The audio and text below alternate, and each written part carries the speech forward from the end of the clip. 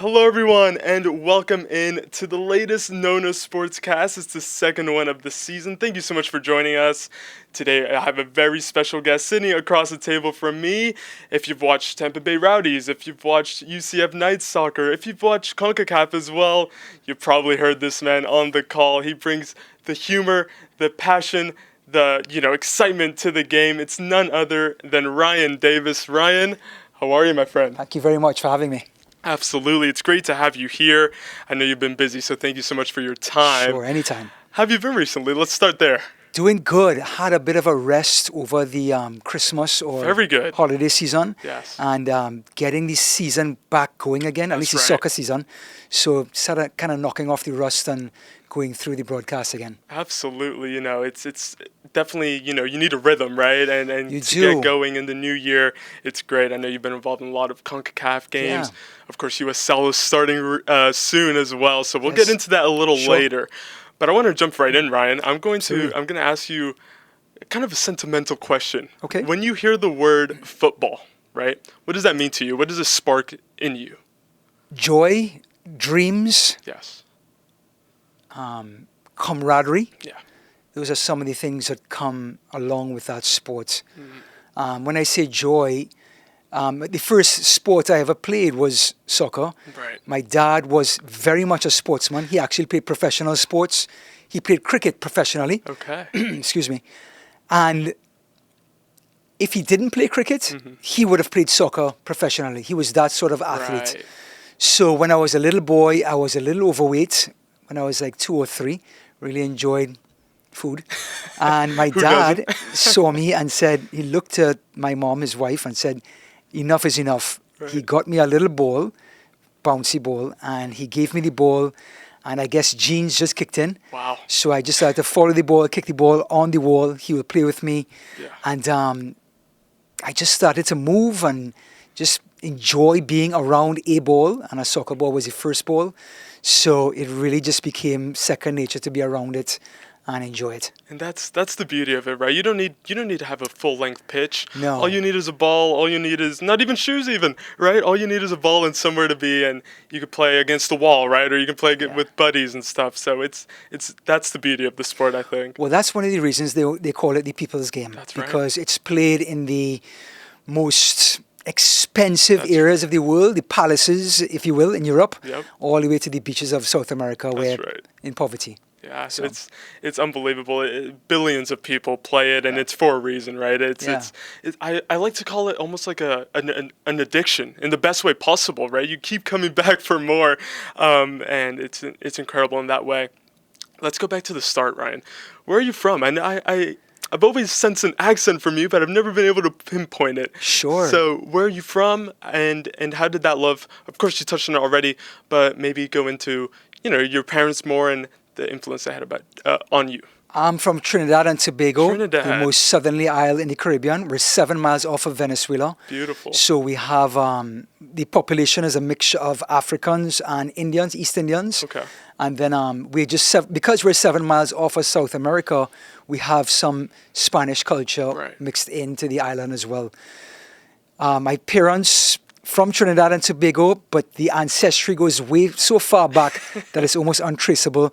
But if you want to bring it up, my mom's side French, my father's side Welsh. Okay. But that was so far removed, we have no relation to it really. Got you. So from a tender age, had a beautiful childhood.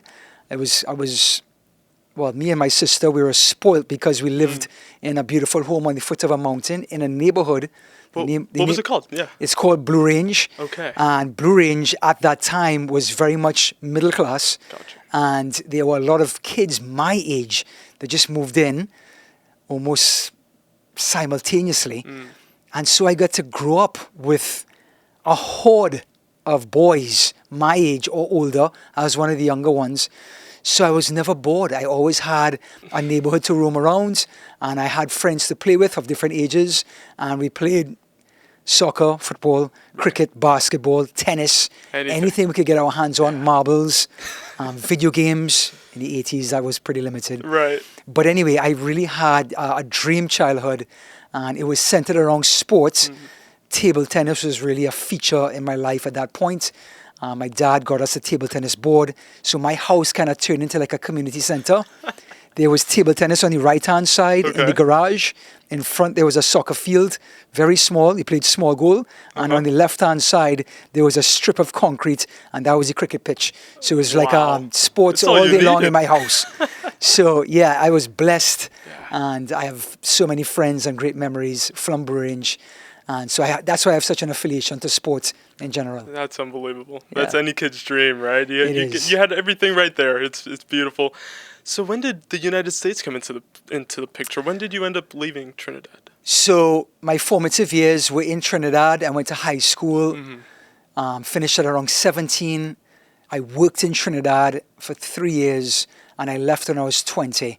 So if anybody knows the biology of a human being, those first 20 years are very much your formative years. Absolutely. That's why my accent will never go away. Oh, that's... First 20 years, it's entrenched, so it's there to stay. Wonderful. So I got a chance to come away to the US, very small college called Florida Metropolitan University, where I was allowed to work part-time and go to school full-time. It was right there in Orlando. And I got a chance to live in the UCF region with roommates. And so I had very much a college atmosphere or life experience, growing up living in the UCF area and driving across to go to my little college. And so my first 4 years was very much in that area in the US. Unbelievable, huh? So what did you end up studying? Because I know you didn't go the traditional broadcast path, although you are a commentator now. Yeah. What did you end up studying in college? Well, my parents had a very small advertising company called Billboard Associates. And I was introduced to the marketing aspect or area at a very young age. So I did marketing management for my major in college. So coming out of college, I then worked for a distribution company. In that distribution company, it was a British Foods, coming down to the US, distributed into Publix, Winn-Dixie, and Target and Walmart. And they needed a rep. So coming out of college, I was just very, very fortunate to make a relationship with the owner. And I decided or was offered a job to be the rep throughout Orlando, being the representative of these British Foods in these stores. Interesting. Yeah, it was amazing. I loved it.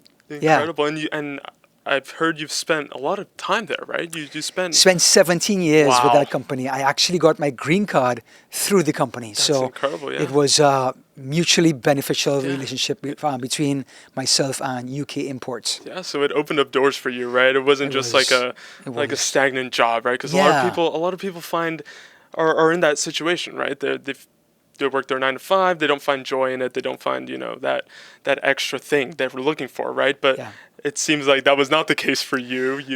No, it's a small business, and small businesses is what makes the US run. That's right. And I got a chance to work multiple jobs within the US.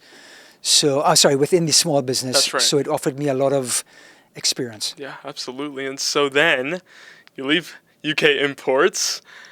Was there a long period of time in between? Was there what sparked that in you that you wanted to all of a sudden start calling football matches?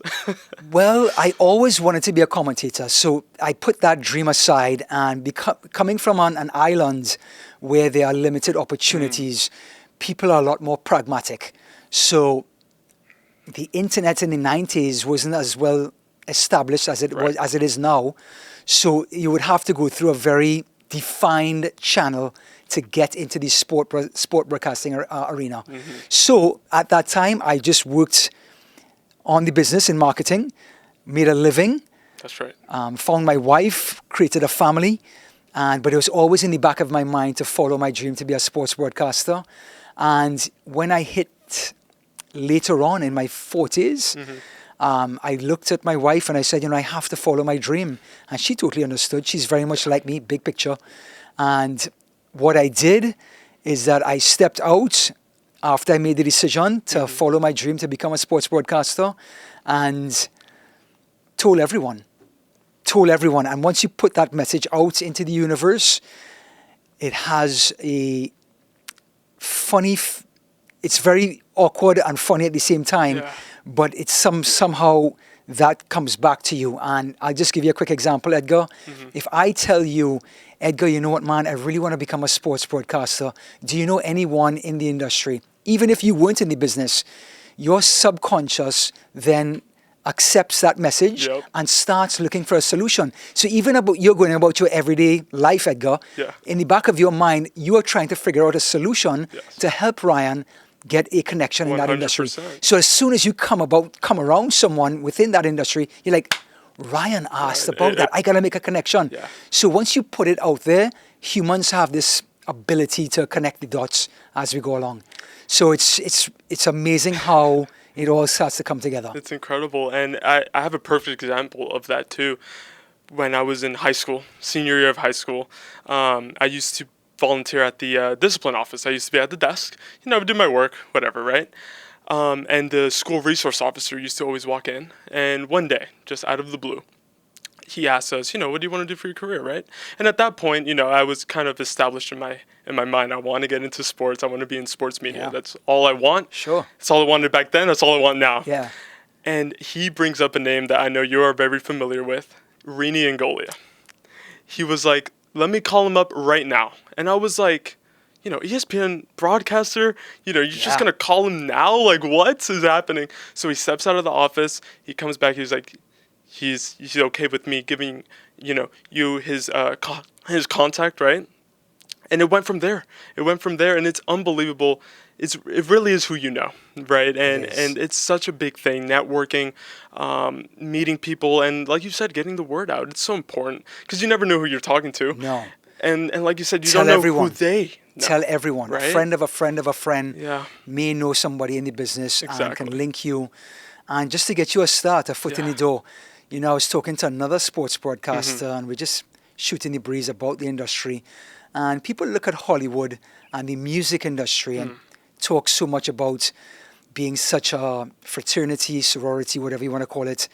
And it's the same thing in the broadcast industry. It bleeds right in where it's very much who you know. And of course, you have to have some talent. Of course. And of course, build some experience where you can show that talent to someone who needs to make a decision. So, but it works. That formula is very much similar across the industries, film, music, and sports broadcasting. Yeah, so. But I have to give you a quick story here. No, please. So you want to know how I wanted to be a sports broadcaster? Well, what ignited that in you? Yeah, so in Trinidad and Tobago, we got the English League package on the Saturday on TV. So the Prem. So yeah, you got the premier game, Right. and then you got the highlights of the rest of the league.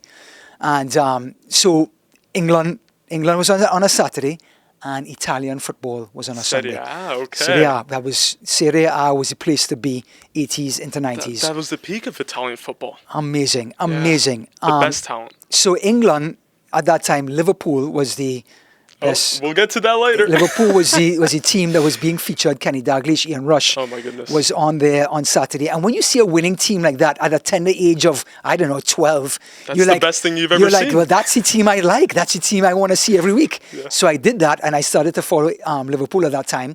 And then on a Sunday, Diego Armando Maradona was playing for Napoli. In 1985, he came across from Barcelona, 84, 85, and he just did something that nobody else did.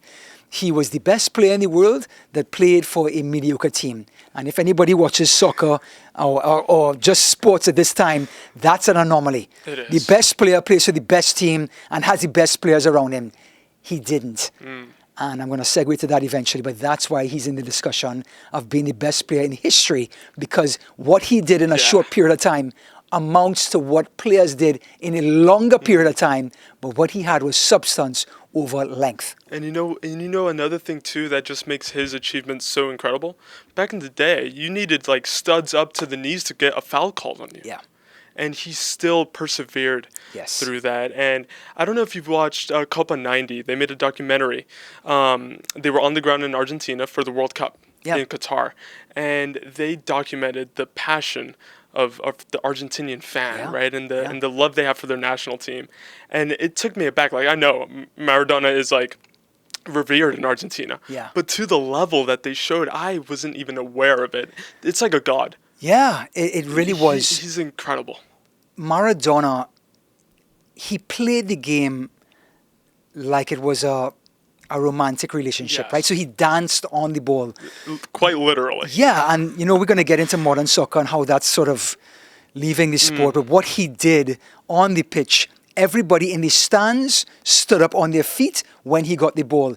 Everybody who was watching the game on their couch sat on the edge of their couch when he got the ball. Yeah. Because he would always do a flick, a pass, or pick up the ball, dribble, and his ability to affect the game for 90 minutes was something that nobody saw before. So I had the amazing opportunity to see English football, which was physical and exciting on a Saturday, Liverpool, and then on Sunday I got to see Napoli and Maradona, and that changed everything for me in following football, and that just became to the top of the charts in what I wanted to see, what I wanted to follow going forward. Yeah, so I'm going to speak for myself here, of Sure. course.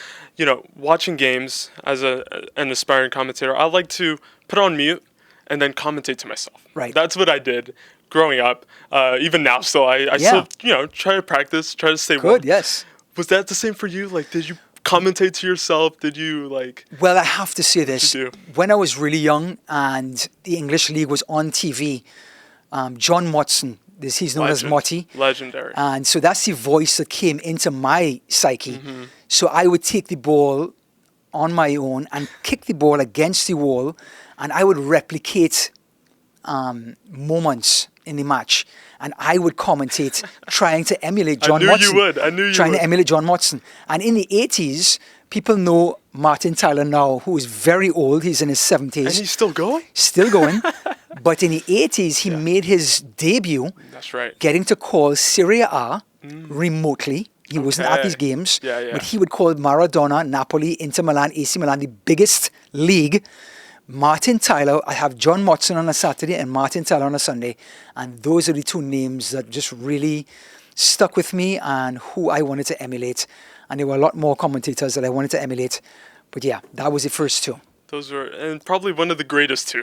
Yeah. Right? And to have ever done it. In more modern times, of course, Peter Drury. He was on the call Peter yesterday. the Poet. That's Peter the right. Poet. Oh yeah. my goodness. The way he just uses the English language, Yes. I sometimes can't comprehend it. Yes. His style is just incredible. Arlo White, more recently, now he's doing Live Golf. Yes. But in the Premier League, I mean, when I started, that was the guy. Yeah. Especially on NBC Sports. And Yeah. my goodness, so many role models in the industry. So let's go back, right? Sure.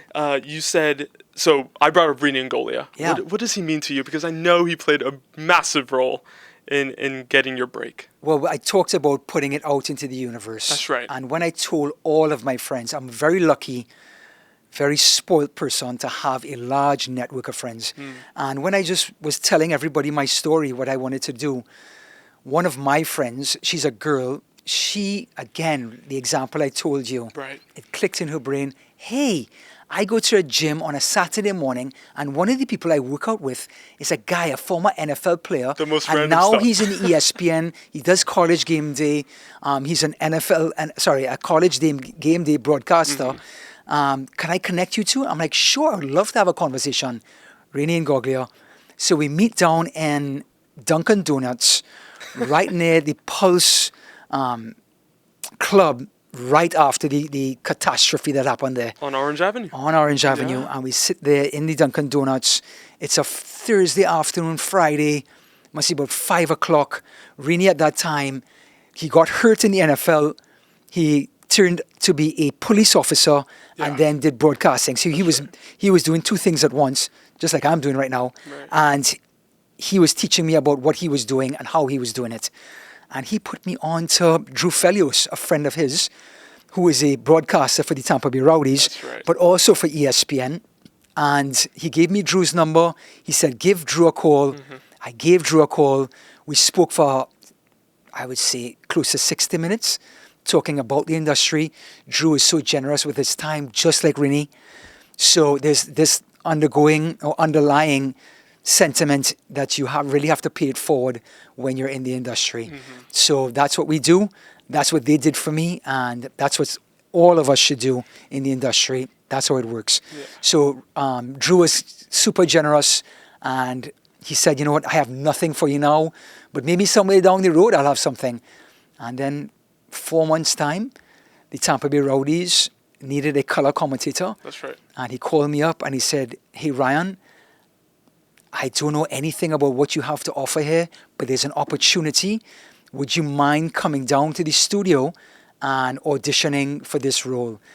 And I don't know about you guys, but if I get that chance, Oh my goodness, I'm It's running over. out the door. I don't. it's over. Yeah. No, it's over. As Yep. I get on that camera, as I get on that mic, Yeah. I'm going to give them everything that I have, and I know I'm going to get the job. So that's the kind of feeling you have to have, and it's amazing. I got a chance.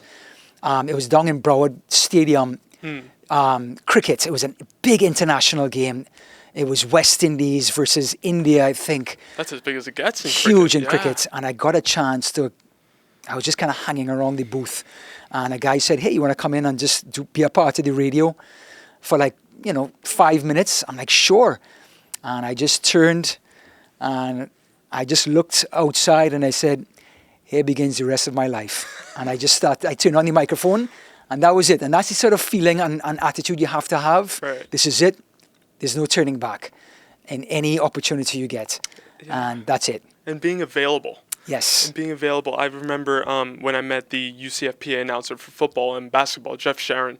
I don't know if you've crossed paths with him at all. But the first time I met him, he was like, the best ability is availability. Yes. I Saying love that. yes. It's Love a beautiful that. quote, isn't I it? love that. And it's stuck with me ever since because it's so true. Yeah. And I've noticed that doing PA for soccer, for tennis, whatever it is, it's just, any opportunity I think you can take benefit out of. Yes. And that's a great example with you.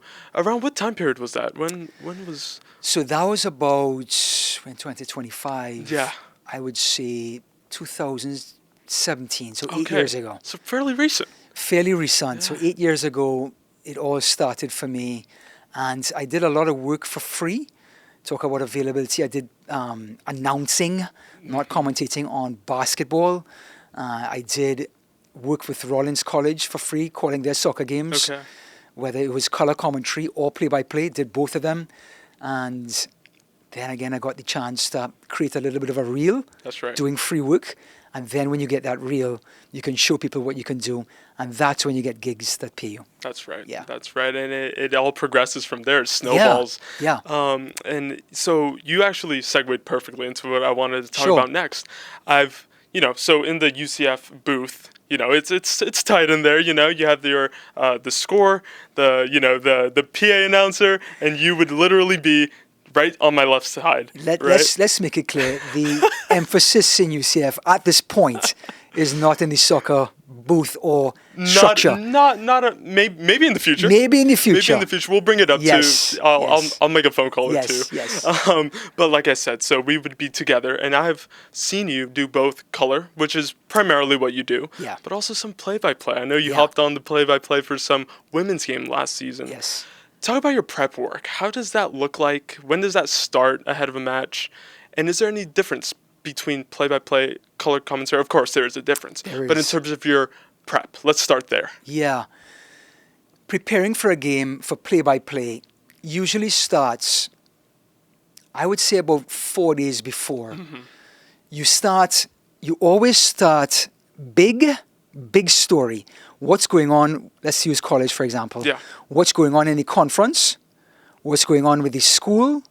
What's going on with the team? What's going on with the coach? What's going on with the players? So it's like an onion. And that's how your prep starts. That's outside, amazing. and you work your way in. And you get a story from each one of those layers. And then you get to the players. And each of the players is the exact same thing. The outer layer, what does this player mean to the team? What is this player's story? Where did they come from? How did they have, what kind of story that's interesting that will improve the story of the game? Right. And that's what you're looking for in play-by-play. In color, you have to give the why.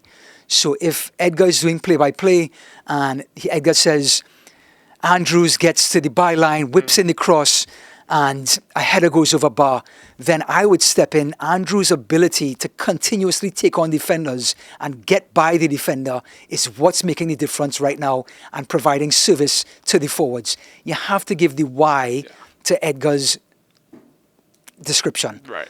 And that's the difference between play-by-play. Play-by-play, you're describing and you're adding story.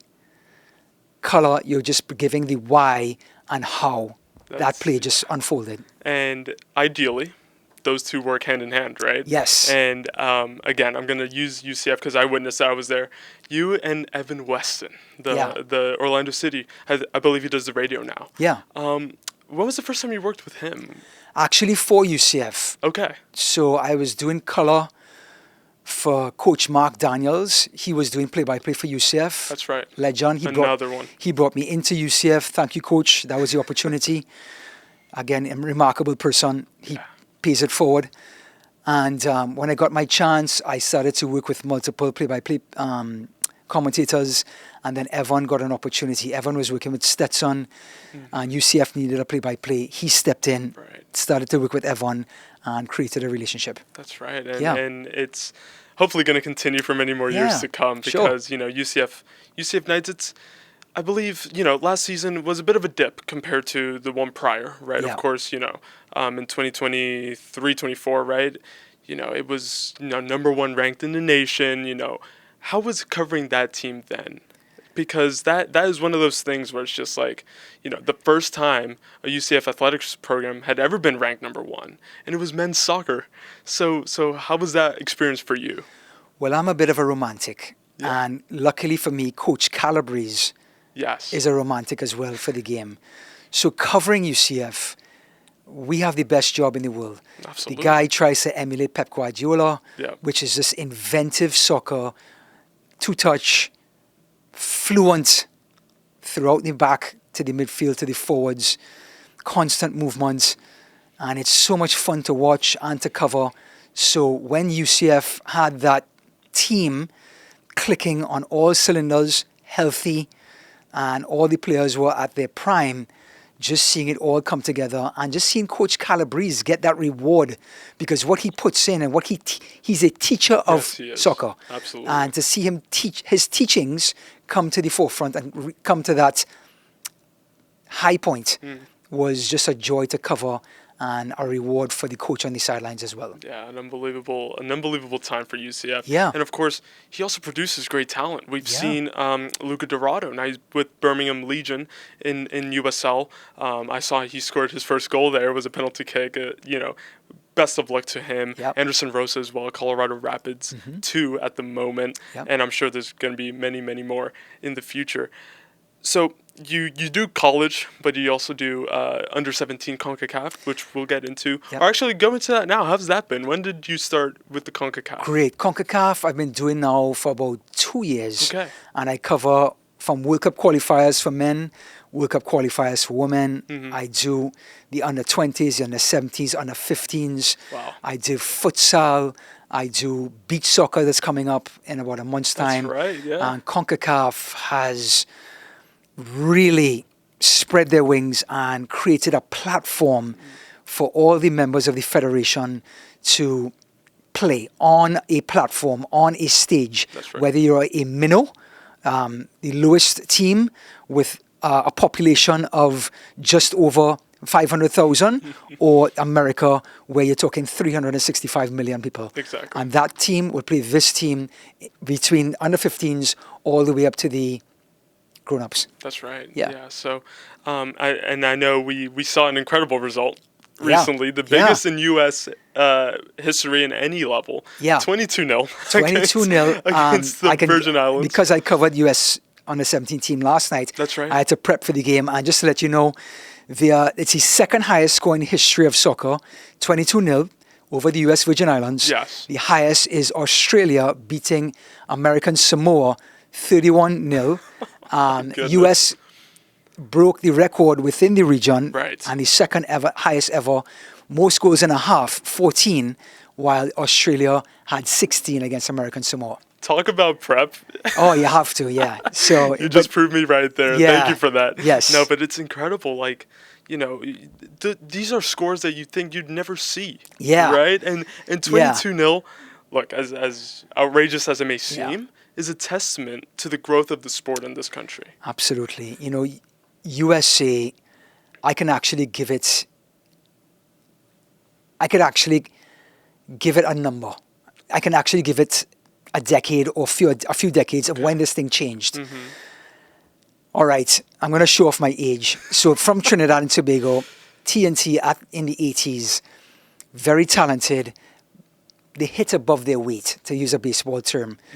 And they would battle with the US in the Caribbean and CONCACAF. They have a long history of doing that. Long history. And in 1989, Trinidad and Tobago, all they needed in the last match for qualifying for Italian 90 was a draw. Okay. USA, coming into Trinidad and Tobago on the last day of qualifying, needed a win. My island celebrated before the match for weeks on end. Wow. Everyone wore red throughout the island. That's right. The unity was incredible. The stadium only was allowed to hold 22,000. Right. On that day, there was over 34,000. Oh my goodness. There was no room in the aisles. If you wanted to go to the bathroom, there's no aisle. That's to not go an up. option. There's only people. A sea of red. Oh my gosh. John Harkes talks about this on YouTube. You can look it up. The sea of red. He walks out into the National Stadium of Trinidad and Tobago, and all he can see was red. And it was just bedlam. And Trinidad and Tobago, the players, because there was so much celebration, they lost sight of the actual preparation to finish off what they started. And US, of course, knowing the result they needed, you have to get a win. Right. Compared to the other teams, like, well, we could get a draw or we could get a win. Yeah. So you kind of go in with that half-hearted sort of mentality, while USA has one goal in mind. And the game was competitive. It was sort of a stalemate, 0-0 at half time. And then, I forgot the guy's name, a famous guy, midfielder. He took the shot from way outside, and Michael Maurice in goal. It was a looping shot. He lost sight of it. There was sun coming from the other direction. He reacted late, and it landed in the corner of the net. 1-0 to the US. Wow. And the US held on for a 1-0 win, leapfrogged Trinidad and Tobago, and qualified for the World Cup for the first time, I believe, since 1958 or 62. That's right. And the US qualified for Italian 90, and that Italian 90 team, Tab Ramos, Tony Meola in goal, John Harkes, I can't remember the guy's name, Eric Ronaldo up front, that changed the trajectory of the US soccer in the country. And at that point, remember, the US was pipped to host in 1994. That's right. Then they hosted 1994, and that continued the trajectory of the US now separating itself from Trinidad and Tobago, Canada, Costa Rica. They're still with Mexico, let's say. Yeah. But that's where the US started to move away. And not just from a national team level, because then 96, I believe, MLS kicks off. Yeah. And then we already know, 30 teams now going to play this year. The incredible expansion that's taken on, right? It's almost, having 30 teams in the league is almost unheard of. Yeah. Yes, we have the same in like Argentina, for example. Yeah. But it's not many other examples of such a big league. And the expansion, I think, is unparalleled to any. And, of course, we have the Club World Cup this year. Yes. Very much looking forward to that. I believe we're getting Juventus Man City here at Camping World. That's going to be an incredible occasion. Yeah. And then, of course, 2026 is going down to Miami. It's going down to 11 cities in total in the U.S. It's just going to keep going up and up from here. Yeah. That trajectory. I mean, can you think of another country that's had the same? Because I honestly can't off the top of my head. No, because the US is such a young nation when it comes to this sport. That's right. And it's a young nation compared to Europeans and African countries and Asia and so on. It's still a young country. But in the sport of soccer, it's a young country. And to see this team have that adolescent growth within the sport in that dramatic fashion. I don't think we've seen that in any other country I'm trying to think of. Haven't seen It's difficult, isn't it? Yeah. Because and here at the NONA Soccer Academy, we just previously had a tournament this past weekend. Next weekend we're going to be at the Wild World of Sports. Yes. And when I look through the amount of clubs and the amount of academies that are at these tournaments, it blows my mind. As well as NONA Cup, which is our home tournament here. I mean, it's just thousands of kids playing now, which you couldn't say that even 10 years ago, I don't think. Yeah. And it's just had this explosion. And I think it's going to continue into the future as well. Let's go back into commentary now. Yeah. Because that is, that's a thing we share in Sure, common. absolutely. Let's get to the nuts and bolts. That's Go ahead. right. So I noticed you like to work humor into your commentary, whether it's a pun or whether it's joking with the play-by-play guy. Was there someone you heard that inspired you to do that, or was that just a personal thing that you like to add, like a personal flavor that you like to add? It's a personal flavor. It's my personality. Right. I'm a jovial person. Yes. I'm humorous. That's just the way I am. So it's always going to come out in my broadcasting, whether I'm doing color or I am doing play-by-play. I can guarantee you there is going to be laughter within that broadcast. I don't care who's playing. And but I did hear some of the commentators, even John Motson, he would always be a little sarcastic. Yeah. And you can hear a little giggle in his voice every so often when he would trade sort of remarks with his color commentator or not with a player on the field. Yeah. He would always inflect a little bit of humor.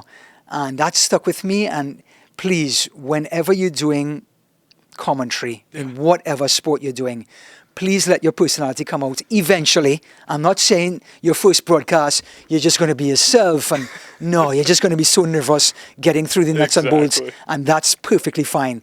But just understand, as you continue to work through and build your craft, your personality needs to come out, whether that is being very structured or that is using humor, whatever. Yeah, no, I can attest to that because last season, USL2 it's a short season. It's summer. It's for the top D1 talent to stay fit, essentially, right?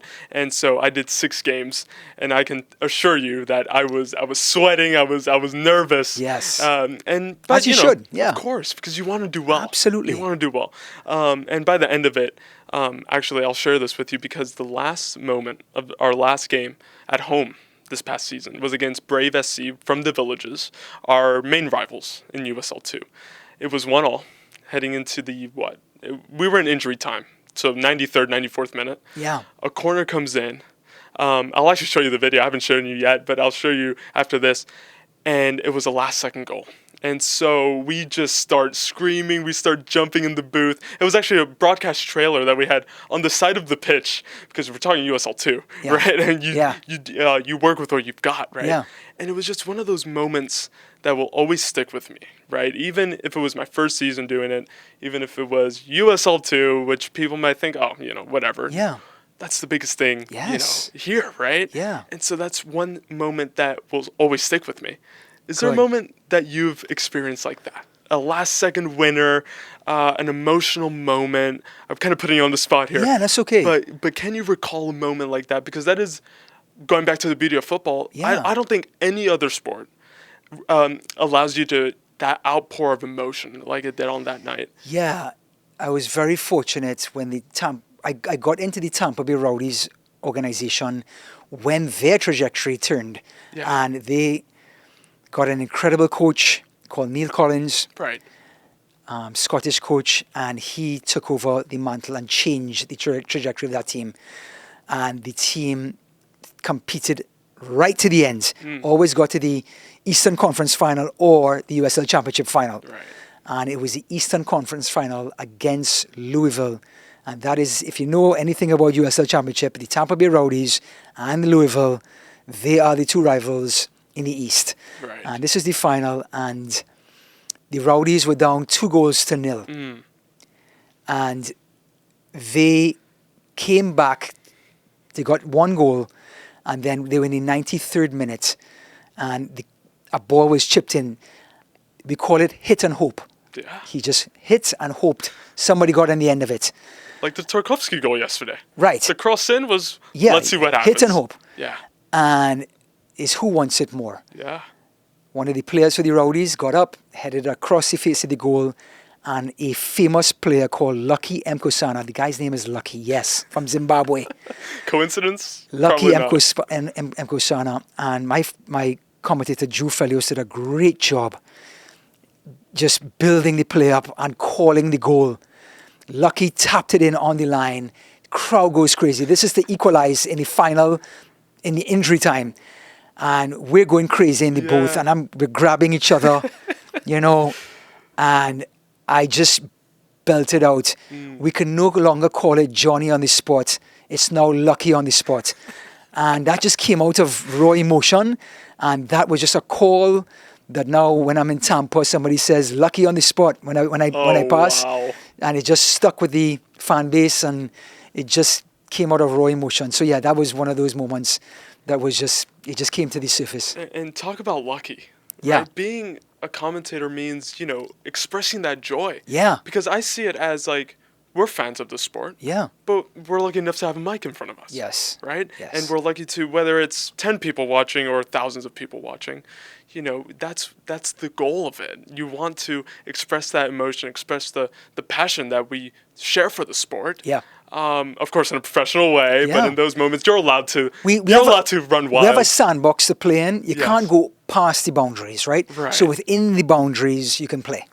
Exactly, and Yeah. and again, it gives us that freedom, and when those moments come about, I mean, that's just the peak of it, right? That is what we do this for. Yes. And so what happened after that? So 2-2. And because all of the momentum shifted after that goal, the Rowdies went on into extra time and won 4-2 and got to the championship final, which I think at that time, I think they lost to Orange County in the final in Allang Stadium.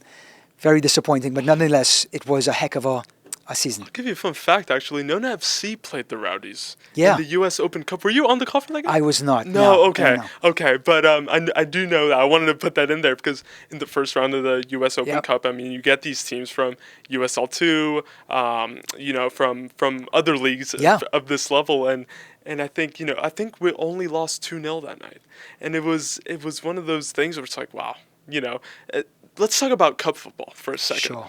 We saw Plymouth. I'm sorry to bring it up. Knock out Liverpool. Yes, it was not our best showing, that's for sure. No, but I mean, we have seen, recent turmoil, I want to say, or turbulence, right, in terms of U.S. Open Cup, right? MLS clubs opting in, opting out, not really wanting to play their full-strength squads or even participate at all. What's your take on that? What's your take on cup football? Because at the end of the day, it's just magic that isn't replicated in any other format or any other tournament. There's nothing like cup football. No. So when Plymouth beat Liverpool on the weekend, that's why we play cup football. One game, 90 minutes, and we want to see the seeded team, the first division team, go and travel to the minnow team. That's right. So they get a chance to sell out their stadium, create some income. Which they do in Spain. And they do in England as well. That's right. Create some income, generate interest, generate fan base, Right. build up that area, and you want to see that competitiveness. You don't get to see Cinderella stories other than cup football. And it's so disheartening to see the US almost starting to abandon the US Open Cup, which has been around for over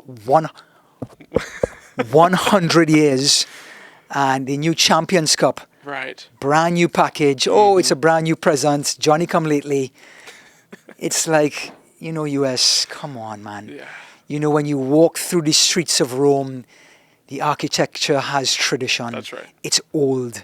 So many people before you walk these streets. When you go through the streets of London, it's old. Yes. So many people walk these streets. Yeah. When you play the US Open Cup, it's old. So many players before you play this tournament. Right. Champions Cup, it's the brand new present under the tree. Thank you. It looks great. Lots of sparkles, lots of glitter.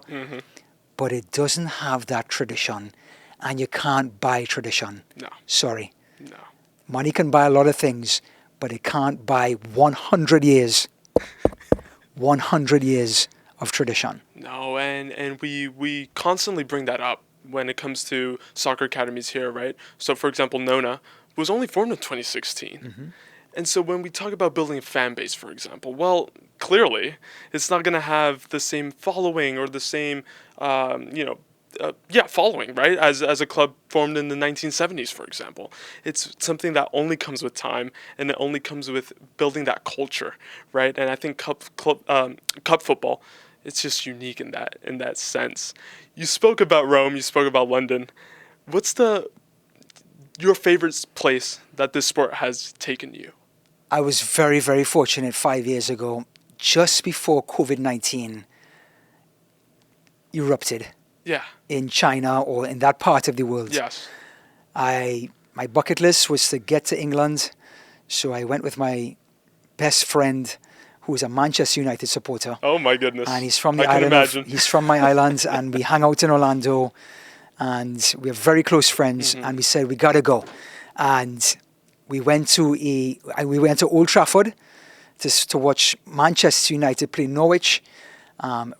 Middle of the week, we went to the brand new Tottenham Hotspur Arena to watch an FA Cup game against Middlesbrough. Spurs won that day. By the way, Man U won that day as well. Yeah. And then on that Sunday, we went to see Manchester United versus Liverpool in Anfield in the Cup. That's where the tickets were, in the Cup. So I stood like this, singing songs, the Liverpool songs, and my best mate, he was next to me. And he's a Manchester United fan. He had to hide it that day. He had to bundle up and cover up everything. And I'm like, if you say anything, buddy, there's no way I can protect you. He understood. But we were in the Cup. It was something special. And that was the year Liverpool won the English Premier League. Oh my and goodness. It was the day that Alisson threw a 60-yard pass to create a counter-attack to Mo Salah. That's right. And he rounded the keeper to make it 2-0 in front of the Cup. And he took off his shirt. And so it was an incredible day. So I got a chance to do that. I got a chance to get lost in London, just walking through London and enjoying it. So from my narrow opinion, that's the best place I've been to watch football. How was it singing You'll Never Walk Alone? Great. I mean, you talk Goosebumps, about goosebumps, huh? but because they were playing Manchester, it was just that much Even louder. more. Yeah, and because Liverpool were right there in grabbing the EPL, it was louder. It just vibrated through Anfield. Yeah. Oh my gosh, Yes. I cannot imagine that. It was amazing. That is definitely on top of my bucket list, to visit the Emirates. Yeah. Experience the same. Yes. Anfield, I of did go course. through the Emirates, by the way. I did at the stadium tour. I went to the dressing room, Oh the my locker room of goodness. Arsenal. That's right. See the shirts hanging up. It's amazing to watch. Wonderful. Yep, you have a little thing in your ear. And it walks as you through. As you walk through. I did the same thing for Liverpool. I actually have a picture of my hand touching This Is Anfield as the players walk onto the Iconic. I went onto the pitch on the sidelines for Emirates, Old Trafford, and for Anfield, and just to watch that piece of turf, grass. Sorry, that's an insult. Grass. It's amazing. They actually put heat lamps over the grass after the game. That's right. Just to keep it nice and moist and warm. That's right. Yeah. Well, unfortunately, we weren't enjoying our best of times back in 2018, 2019. It happens. That was, not the best, but we're back now. We're fighting it out for the Premier League at the moment. Arsenal, in the last, 5 years, have been right there on the door, right. 1 or 2. That's right. Mikel Arteta pushing for it. Mm-hmm. Wow, but that's incredible. That's incredible. Yeah. England, and again, if you talk about tradition, each country in Europe is unique, right? In terms of fan culture, in terms of the traditional clubs. Whether you talk about Germany or Spain or Italy or England, right? It's a uniqueness that's incredible. It's my next step is to get to walk the streets of Naples, go into the Diego Armando Maradona Stadium, because that's the team I followed, and he's the man who made me fall in love with the sport. And go to San Siro. It's one of the cathedrals of the sport in Milan, and watch a football game there. Yeah, no, that's on my bucket list. I'll add it to my bucket list as well. Yeah. Do it. And I'll also send you the Copa 90 documentary because you're gonna love it. Yes. Again, we have to find a way to circle back to commentary. Sure, please. On this this podcast. Do you have any superstitions or routines that you do? Routines. I do a lot of, because of my accent, and I have a tendency to chew my words. I do go through tongue twisters. Okay. I do go through some breathing techniques just to make sure I slow down and I can enunciate and articulate. And because my accent is so thick, I have to do those steps before the broadcast to make sure it's clear. Well, I can assure you it is. You do a great thank you. job. Thanks. You do a great job. Thanks. How about anything for the voice? Because, 90 minutes isn't easy. Yeah, the great thing about the voice is it's an instrument and you have to play it every day. So humming Okay. is awesome. Varying your pitch That's right. is Get the fantastic. cracks out of there, right? Yep, doing Z songs, zzz, it actually tickles the vocal folds. Okay. And make sure you yawn 5 times, whether it's natural or you have to fake the yawn. Yawning 5 Really? times expands the jawline. Oh my goodness. Expands the throat. It actually relaxes the throat. So yawning is hugely important. So yawning, doing Z's, humming, and that humming, make sure you focus your energy. Humming in the chest, you can actually pat your chest. Wow. Make sure the humming comes through your throat, humming through your nasal passageways. All these are steps you can just build from the start to the finish and build a routine. And when you build that routine and the red light goes on, it's just like another day. Wow. Yeah. Just in time for USL2. Thank you very much for Yes, that. I'll do take it. that advice. Do a routine and just stick to it. So when the mic goes on, Yeah, nothing you're ready changes. to go. Yeah. You're absolutely ready You're to in go. that mindset. Yeah. That's incredible. Yeah. Well, we're coming to the end of this. I want to again thank you for your time. It's been a Sure. great talk. Happy to be here. I'm so glad you've done yes. this. This is amazing. I appreciate it. Yeah. I appreciate it. So, of course, we've talked about your college journey. I'm Yeah. in the middle of that, like many others. We at UCF, we have a program called Hitting the Field, and it's a student-run sports broadcast. So we have 6 shows currently. That's amazing. I've been lucky enough to start a soccer show as well. Great. Where we actually recorded at 11 a.m. today. Really? On a weekly basis. right. Yes, next week we hope to do an MLS preview. Okay. Maybe go down to Inter and Co. and build up to the season. You know what it's like. It's stressful. It's Yeah. a busy time in your life, in anyone's journey, right? Sure. What advice do you have, not just for me, but for everyone else Yeah. who's trying to get into the sports world, the sports industry? We've already talked about it briefly. Getting your foot in the door is many times the hardest thing, because once you're in, it's a small world. Everyone knows everyone. Yeah. One thing leads to another, like we've talked about. Yeah. But if you could offer one piece of advice to us, what would it be? I'm just going to recap about telling everyone in your network. Yes. That- First and foremost, right? It starts there. Yeah. That's your first step in your path. And when it comes to just nuts and bolts, you literally have to pick up your Android or your iPhone, whichever device you use, hit voice memo and literally turn the volume down, call the game for about 5 to 6 minutes, listen to yourself. Does not have to be perfect. You do not have to have the names of the players. You can make up the names as long as the call is authentic. Right. And the pacing is there, and trying to just find your rhythm in calling whatever sport you do. Then social media. You're just going to have to continue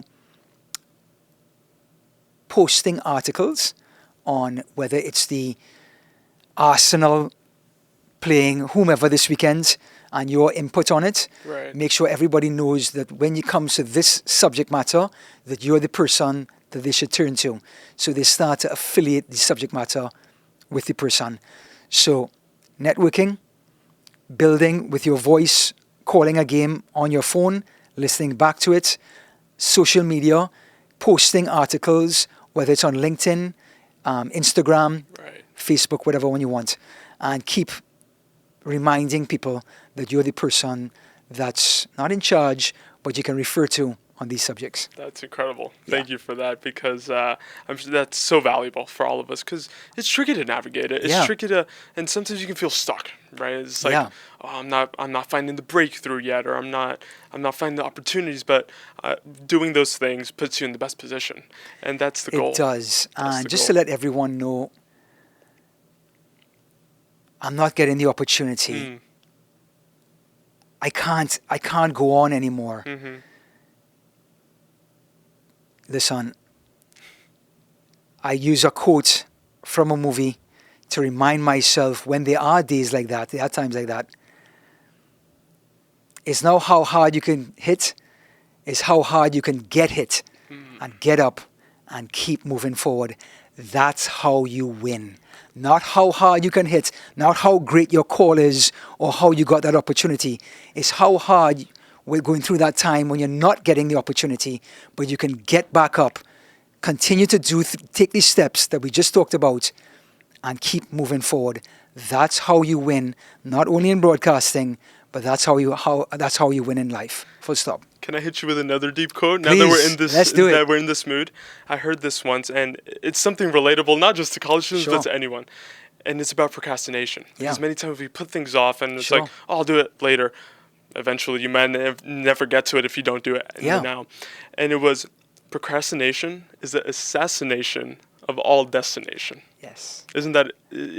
Well said. And I just always refer to it again. Yes. Whenever I need motivation, whenever I need like that spark, Yep. it ignites it right away. Yep. And it's great. So once again, thank you for that. Absolutely. And Yeah. whatever I can do to help Edgar, please use me as a resource. Happy to Thank help you. anyone in the industry. People, God knows, helped me. Happy to help everyone. Absolutely. Yeah. So let's finish off on what's next for you. What's next for you this year? Coming up. What are some goals that you have in mind? Of course, yes, we want to make it to San Siro. We want to make it to Sure. Europe. Yeah. But in your career, what are some things that you want to achieve? Continue to blossom, calling maybe the Gold Cup, maybe getting an opportunity to work behind the scenes or get an opportunity to work in the World Cup. I do cricket. Knock on wood. I do cricket as well. I get opportunities to call US cricket, but I would love to go beyond the shores of the US and call cricket for the West Indies, Oh my in goodness. Australia, in England, wherever I can utilize my voice for the cricket. I would love to be a part of that. So cricket is another area where I blossom and I enjoy. If I can get to another step in that area, that's where I want to be. Great. Yeah. Great. And that, I think, is the perfect spot to end this Sure. podcast. Thank you so much again. Thank you, Edgar. Thank you so much Appreciate for it. your time. It was a great talk. I hope you guys enjoyed it as well. But that's it from the NONA Sports Cast for this week's edition. Stay tuned for next week. The show will be back, probably from the wide world of sports and Disney, recapping all the action going on there and so much more. So from us, from Ryan, from myself, from NONA Studio, thank you, Reese, for the space. We'll see you next week. Take care.